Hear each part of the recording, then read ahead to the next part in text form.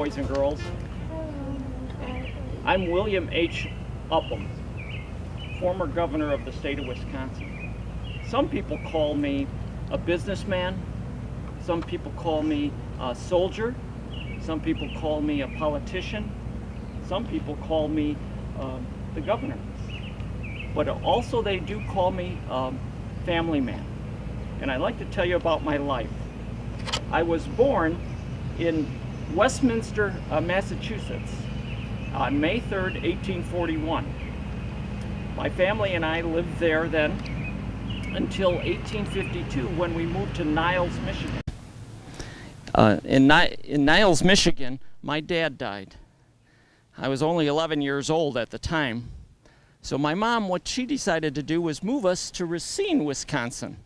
So we got to Wisconsin in 1853. Basically,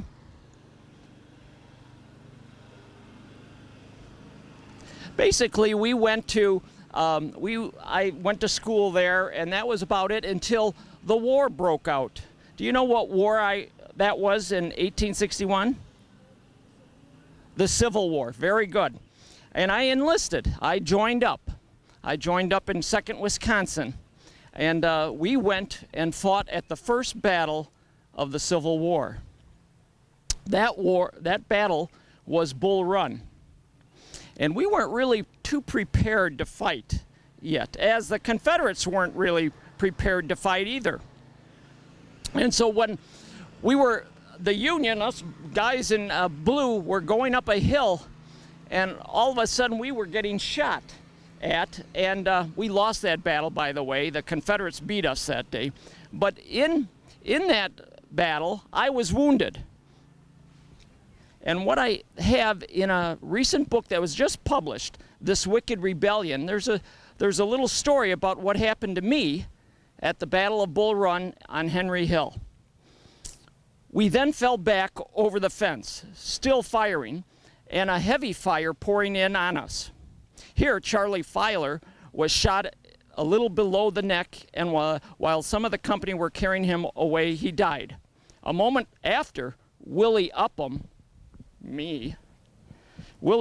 was shot through the side near his elbow. I saw the boys carrying him away. I cannot say whether he lived or not. At least he must be in the hands of the enemy, which is what I was. But the Union Army thought I was dead. As you could hear, from the soldiers' reports, they saw me get shot, but I wasn't. I was taken prisoner, healed. They fixed me up, and I was in this. I was in this prison, the Libby prison in Richmond, Virginia. Back then, early in the Civil War, they always traded prisoners. So I was traded to get out of the prison for a Confederate soldier. That's where I was in the prison for about 6 months, so I wasn't feeling too well at that time. But that's when I met this person. Does anybody know who this is? Yes. Abraham Lincoln, 16th President of the United States. He met me, and he was so impressed with me that he said, "Why don't you go to college?" And I said, "That'd be great."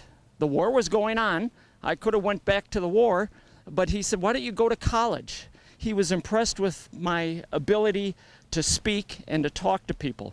And so I did. I went to West Point and graduated in 1866 from West Point. Then, but I was a second lieutenant at that time, and so I had to serve my country because I went to the university that was a military university. That we did, and this is who I guarded in Virginia. Anybody know this guy? This one's a real tough one. He is Jefferson Davis. He was the president of the Confederacy.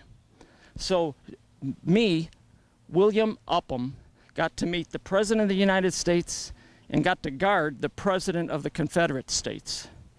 In a matter of 5 years, I got to meet both presidents. We moved, then after that, I came back to Wisconsin. In 1869, I retired from the service and I got out and moved back to Wisconsin. worked in the wood industry. Then in 1878, that's an 8, moved to Marshfield, Wisconsin. Marshfield was just becoming a city, a village yet. They were just still plotting the roads and how would the city be developed. And that's when I came here. I came here and started a shingle mill and a sawmill. Those are the two businesses I started when I came here. After a while, I started developing more businesses, a furniture shop, a general store, a grist mill, which grinds up flour so that you can use it for baking. These sort of things are what I started doing. So I really became quite a businessman here in Marshfield. I loved it. We had a lot of people.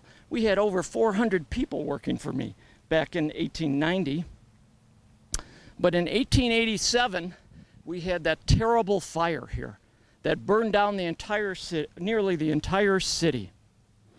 Everybody was wondering, what do we do? Do we continue to, do we leave now, or do we stay here and build again? All my businesses were burned. And so what I decided was we build again. We stay here. Marshfield's a good community to raise people in a family. And so we stayed here. And in 1 year, we had rebuilt 62 blocks of Marshfield. That's a lot.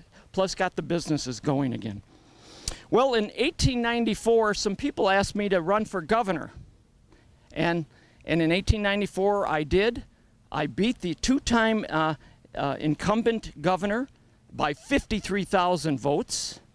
And I was governor from 1895 to 1897 is when I was the governor of the state.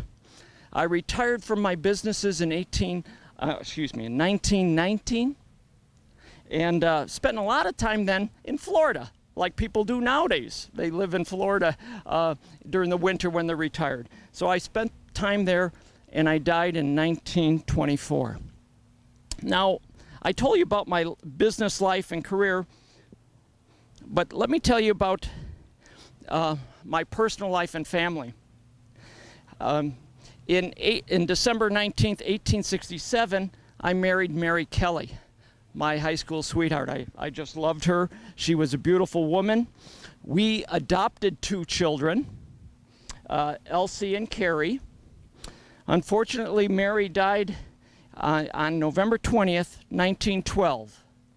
And I was heartbroken. I lost the love of my life.